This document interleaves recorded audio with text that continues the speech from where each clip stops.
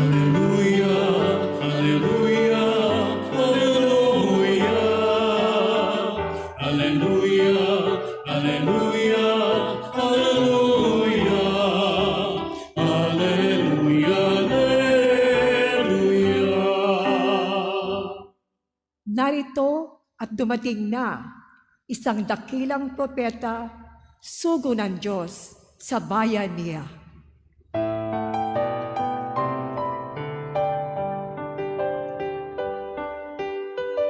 Hallelujah, hallelujah, hallelujah.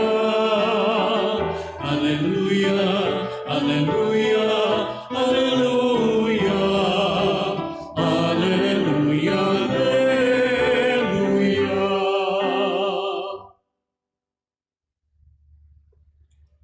Sumainyo ang Panginoon. At sumaiyo rin. Ang mabuting balita ng Panginoon ayon kay San Marcos. Papuri sa iyo, Panginoon.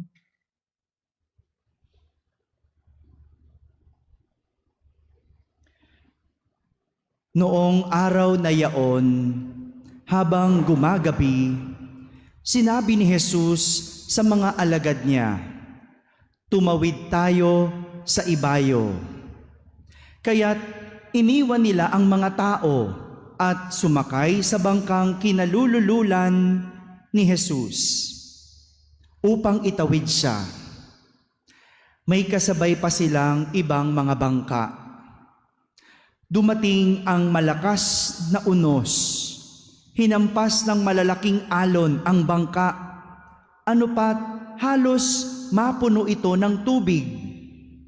Si Jesus na may nakahilig sa unan, sa may hulihan ng bangka at natutulog. Ginising siya ng mga alagad. "Guro," anila, "di ba ninyo alintana? Lulubog na tayo." Bumangon si Jesus at iniutos sa hangin, "Tigil." At sinabi sa dagat, "Tumahimik ka." Tumigil nga ang hangin at tumahimik ang dagat. Pagkatapos, sinabi niya sa mga alagad, "Bakit kayo natatakot? Wala pa ba kayong pananalig?" Sinidlan sila ng matinding takot at panggilalas at nagsabi sa isa't isa, "Sino nga kaya ito?" At sinusunod maging ng hangin at ng dagat. Mga kapatid, ang mabuting balita ng Panginoon. Pinupuri ka namin, Panginoong Heso Kristo. Magsiupo muna po ang lahat. Isang magandang umaga po sa inyong lahat. Pinagpala at mabiyayang linggo po sa inyong lahat. Pakibati naman ang katabi ng magandang umaga. Yan. Ang pananampalataya, kapag napangunahan ng pangamba, kung hindi ito humihina, ito ay nawawala. Mga kapatid, ito po ang nais ituro ng ating mga pagbasa sa araw o sa linggong ito. Narinig natin ang kwento ng mga alagad ni Jesus sa Ebanghelyo. Habang sila ay sakay ng isang bangka, biglang may malaking unos na dumating. Sabihin nyo nga po, unos. Take note. Sa panahon natin, kapag sinabing unos, ano po ang ibig sabihin? Hello?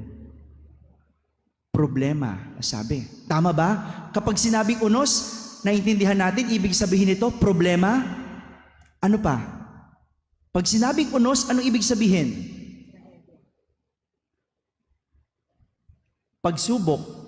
Pwede? Tama, di ba? Pag sinabing unos, naintindihan natin, ito'y isang pagsubok. Yan yung sa panahon natin. No? Ibig sabihin ng unos, problema, pwedeng pagsubok. At yung mga alagad ni Jesus, hinampas sila ng malakas na alon at halos mapuno ng tubig ang kanilang bangka. Kaya naman, ganun na lang ang pangamba. Ganun na lang ang takot ng mga alagad ni Jesus na baka sila lumubog. Mayroong dalawang bagay na nakalimutan ang mga alagad ni Jesus. Dalawang bagay na minsan tayo rin, katulad natin, nakakalimot. Una, nakalimutan ng mga alagad na si Jesus ang nagsabi na tumawid sila sa kabilang ibayo. Si Jesus ang nagsabing tumawid sa kabilang ibayo. Ibig sabihin, hindi sila ang dahilan kung bakit sila nasa bangka. Hindi sila ang may dahilan kung bakit sila tumatawid ng dagat. Utos at plano ito ni Jesus. Kay Jesus galing, hindi sa kanila. Kaya kung hindi ikaw ang dahilan kung bakit ikaw ay nasa sitwasyon mo ngayon, huwag mong kalimutan na plano ito ng Diyos. Kung hindi ikaw ang dahilan kung bakit ka nasa sitwasyon mo ngayon, plano yan ng Diyos.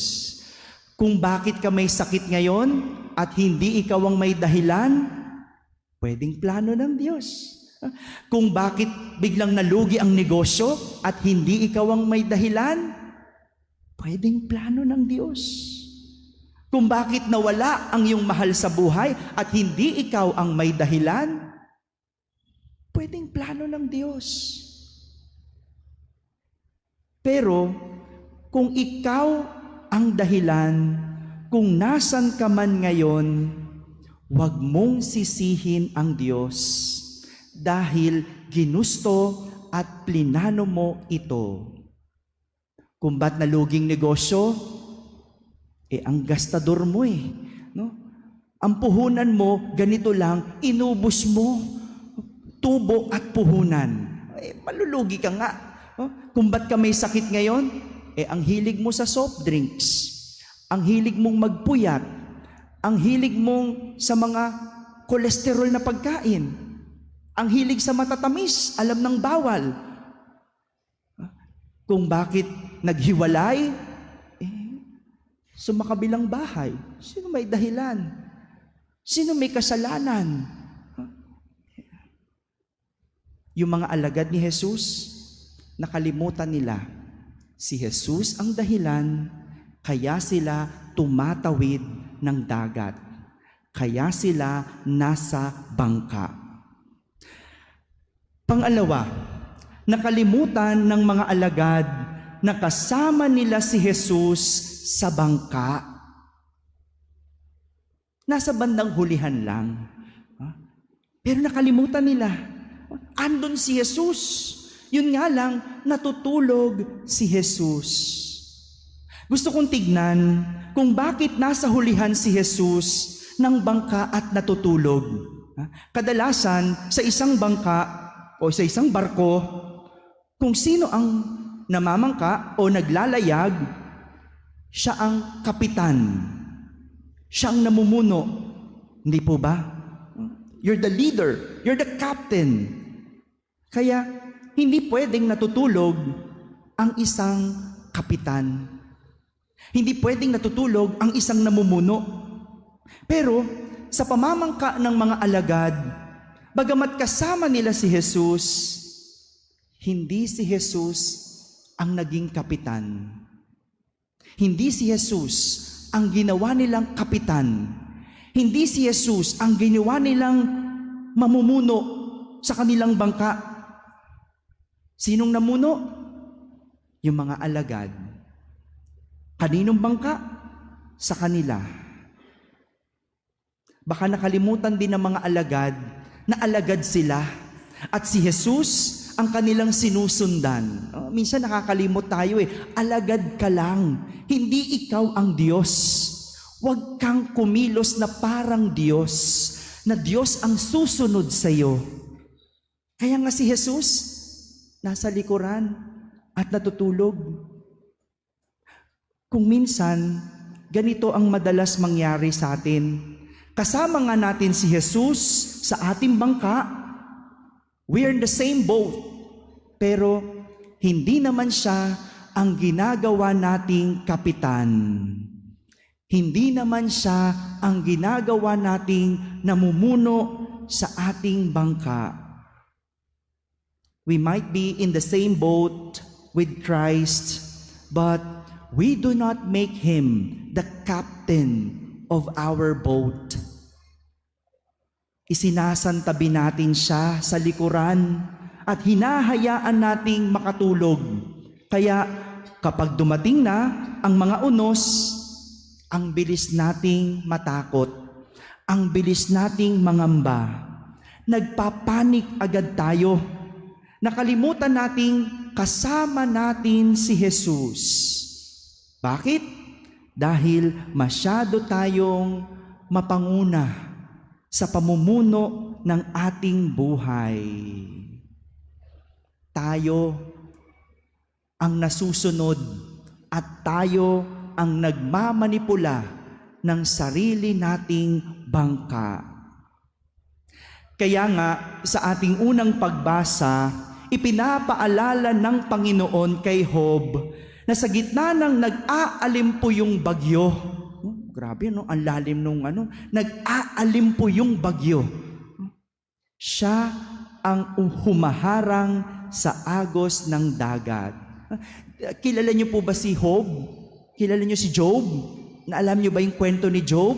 No? Si Job na mayaman, no? Maganda ang negosyo, magandang pamilya, kumpleto, malusog, malakas ang pananampalataya. Isang araw, dumaan sa pagsubok, namatay ang pamilya, nawala ang kabuhayan, nagkasakit at nawala ang kalusugan.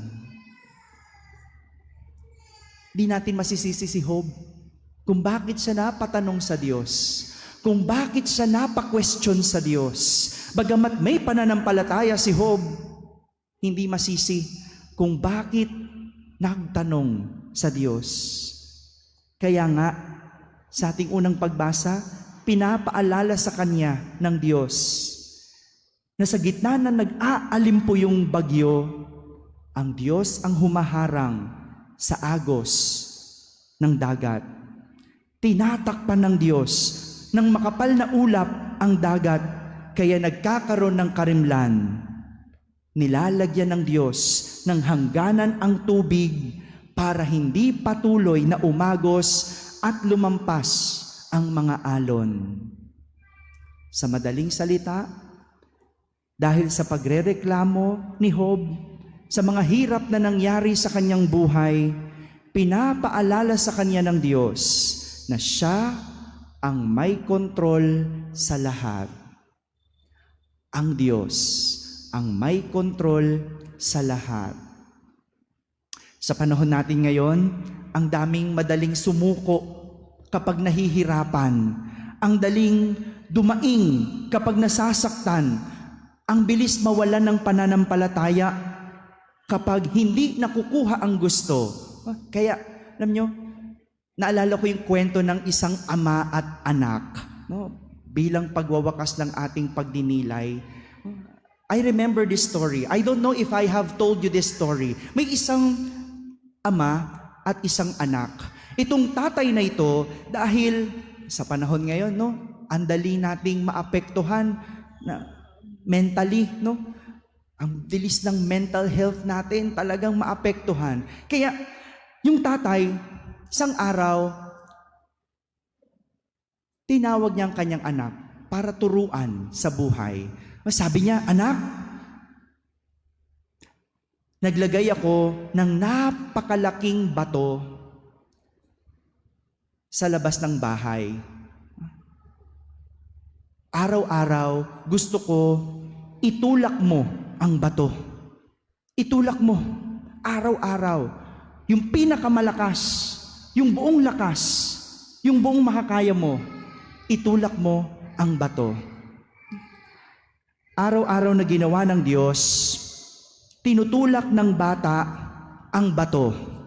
Binubuhos niya ang kanyang lakas at halos maganda kalyo-kalyo ang kanyang kamay. Halos lumaki ang kanyang braso pero walang nangyari sa bato. Hindi man lang ito umurong kahit kaunti. Kahit ibinubuhos ang lakas, hindi man lang ito umurong. Dahil sa pagod, sakit ng katawan, at dahil nahirapan, umayaw ang anak. Bumalik sa kanyang ama at sinabi, "Tay, ginawa kong lahat ng sinabi mo, pero walang nangyari sa bato. Hindi man lang ito umurong kahit na kaunti. Ayoko na. Pagod na ako. Walang silbi ang ginagawa ko. Hirap na ako." Sabi ng ama sa anak, "Anak, walang nangyari sa bato, pero sa'yo, madami. Pansinin mo ang iyong mga braso. Hindi ba naging matigas? Tignan mo ang iyong mga kamay. Hindi ba naging malakas? Yung binti mo, hindi ba mas tumibay? Hindi ko sinabing iurong mo ang bato. Ang sinabi ko, itulak mo. Baka kasi yun ang gusto mo, ang umurong ang bato. Ang sabi ko, itulak mo. Walang nangyari sa bato, pero sa'yo, marami. Sometimes in life, we're being pushed too hard that we end up complaining without us realizing that God is doing and planning on something. Hindi ka pa lumulubog. Huwag kang magreklamo. At hindi ka hahayaan ng Diyos na lumubog. Mga kapatid, ang pananampalataya, kapag napangunahan ng pangamba, hihina o mawawala. Sa lahat ng aspeto ng ating buhay, sa Diyos lang manampalataya. Hindi man mangyari ang ating gusto, matutupad naman ng Diyos ang kanyang pinaplano. Trust the process. Trust God. Amen. Amen.